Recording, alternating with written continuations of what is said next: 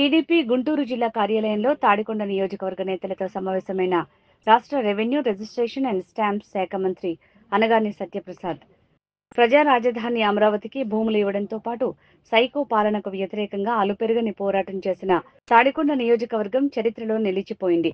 అమరావతిని ప్రపంచ మేటి నగరంగా తీర్చిదిద్దాలని చంద్రబాబు శ్రమిస్తున్నారు. పవన్ కళ్యాణ్ పూర్తి మద్దతునిస్తున్నారు.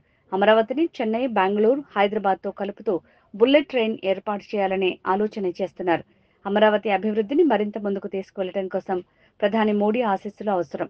తాడికొండ నియోజకవర్గంలోని ప్రతి ఇంటి నుంచి ప్రజలు తరలివచ్చి ప్రధానికి కృతజ్ఞతలు తెలిపాలి.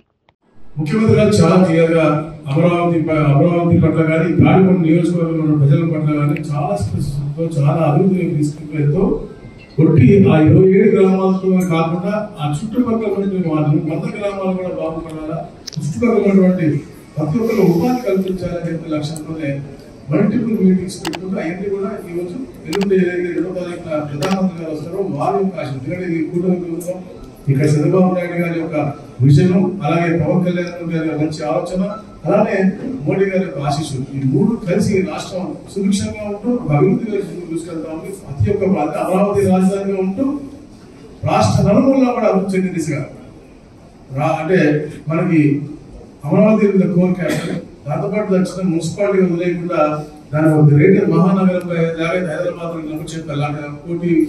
1,30,00,000 మంది ఉంటారు.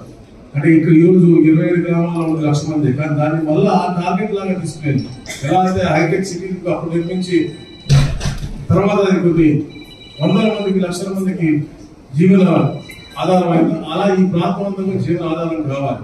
నేను మళ్ళా ఏం చెప్తా ఉన్నా అంటే మనకి 2014 నుంచి ఈ రోజు దాకా పైన మనం ఎప్పుడు మర్చిపోకూడదు.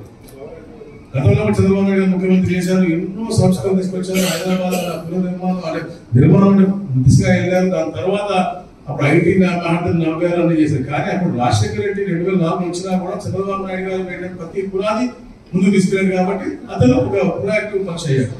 కానీ ఈ సైకో మాత్రం 2019లో ఈ రాష్ట్రాన్ని అణచివేయడంగా వెనకబాటు కారపడయ్యాడు.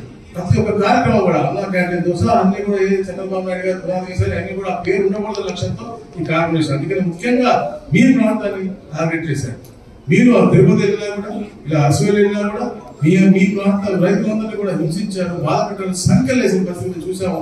మేము పోరాటం చేసి వచ్చిన మామూలుగా చెప్పేసిన పరిస్థితి అసెంబ్లీలో కూడా.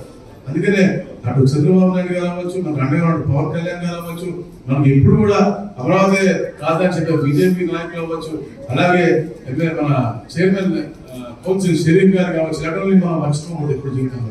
వీళ్ళందరూ కూడా మన భావితరాలకి అద్భుతం చేస్తూ ఈ రాష్ట్రాలకు అద్భుతమైనటువంటి అమరావతి నిర్మాణానికి కీలకమైన మనుషులు. దానిలో మనకు ఎప్పుడు అండగా ఉండాలి. మనం కూడా వాళ్ళ అవసరం ఉన్నప్పుడు మనం కూడా సపోర్ట్ చేయాలి. అందుకనే ఇన్నిసార్లు ఇన్ని మీటింగ్లు పెట్టి